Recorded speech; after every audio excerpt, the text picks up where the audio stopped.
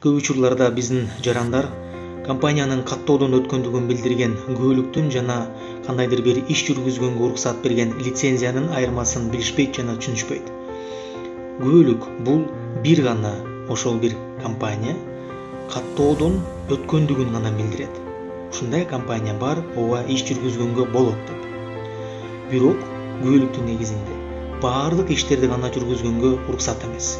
Кээ бир иштери боюнча, мисалы, курулуш иштерин жүргүзгөнгө лицензия алыш керек. Демек, лицензия бул уруксаат документи, өзгөчө бир иштерди жүргүзгөнгө. Бул билбестикти көп адамдар, компаниялар колдонуп, лицензиянын ордуна күбөлүктү көргөзүп, ооба биздин лицензиябыз бар деп айтышат. Мен андайды далай көрдүм. Демек, эгер силер уксаңар, билсеңер, кандайдыр бир иш жүргүзгөнгө бир компания лицензиясы бар болуш керек экенин, ошол күбөлүктөн тышкары лицензияны дагы талап кылышыңыздар керек.